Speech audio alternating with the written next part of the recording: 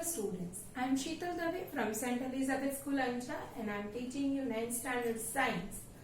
Now today I am going to teach you the chapter number 14, that is natural resources. Now we know that in this chapter what we are going to do is, it's a title also suggests natural resources. Now we know that what do you mean by natural? Natural means which God has given, or naturally which is already with us. What is natural? Something that is related to God. So now this is science, so I will not use that word, but for us natural means which is naturally available, which is given by the naturally. Okay, so natural resources. Now in that, what do you mean by resource? So to understand that, we have to understand first source. What is a source? Source. We know that from since small standards we learn this. We have done this, that the sun is the ultimate source of energy. Source means from which something we get. Okay, so that is source. So it is original things from which something we get. That is source. So source is the producer of something. So for us, what is that? Sun. Sun is the source of energy. Okay, this we know. Okay, now what do you mean by resource? Resource means using this source, whatever other material or other bodies absorbed it, and these bodies we use for our purpose, that is known as resource.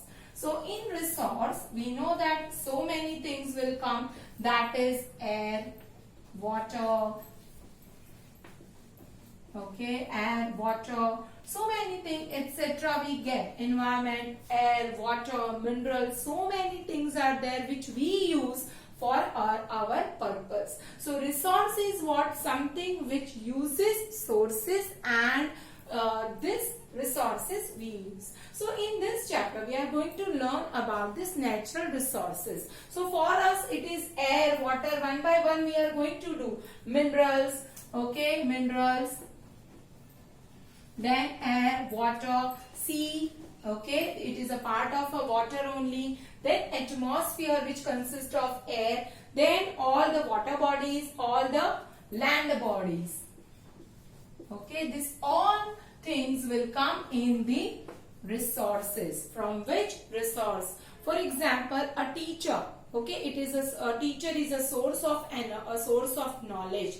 But suppose if I say you that Google, from which you are getting, that is a resource. Ultimately, whatever knowledge is put in the Google or different sites, in that teachers are keeping. So which resources you are referring? So that is Google Baba, or Google you are using this word.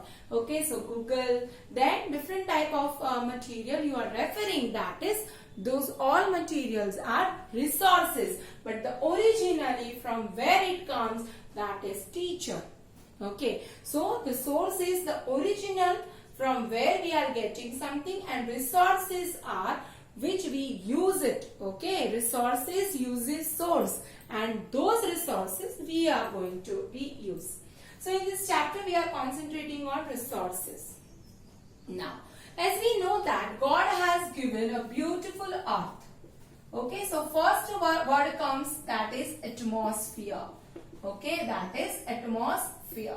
Now this atmosphere consists of so many things. First of all, this earth consists of mainly three bodies, that is air, water and land. Without that we cannot survive. So air, water and land. So air related to the atmosphere. Okay, all the air bodies we can include in the atmosphere. Second is water, which we include into the hydrosphere, and the third one, that is land, which we include into the lithosphere. Okay, so our earth comprises of three main spheres, that is atmosphere, water, that is hydrosphere, and lithosphere. So air, water and land consist of whole earth. We know that 3/4 part is consist of water, that is the hydrosphere is the major part, then atmosphere and then lithosphere. Okay, so this is related. Now apart from that, when we talk about our environment, in that some abiotic, this all are abiotic, means which are non-living. Some living organisms are there. Okay, those are called biotic factor.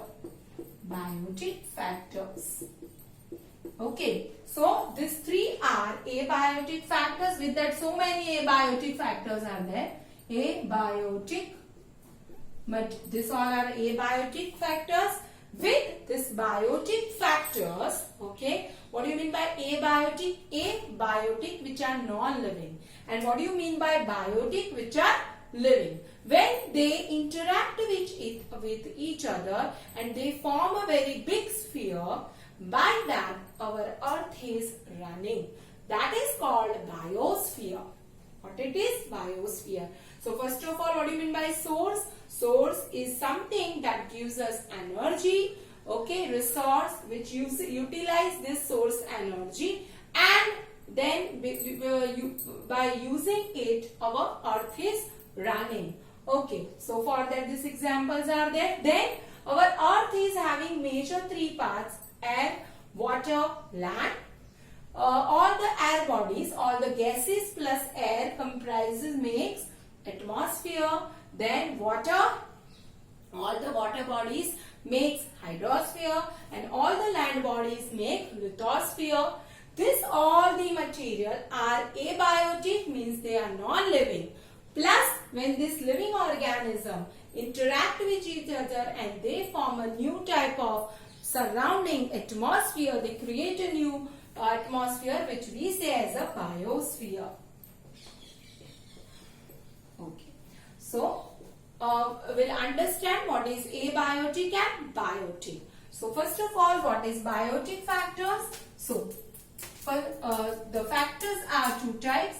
Okay, the first one is abiotic and the second is biotic. Okay, so abiotic factors: air, water, land, minerals, then temperature, okay, pressure. This all will come in abiotic factors. When in biotic factors, all the living organisms will come. Okay, so in short, what is the definition of abiotic factor? Non-living organism. Okay, and biotic means living factors. Okay, so this all makes a one big sphere, comprises, that makes a biosphere. So in the next video we'll see that. Thank you.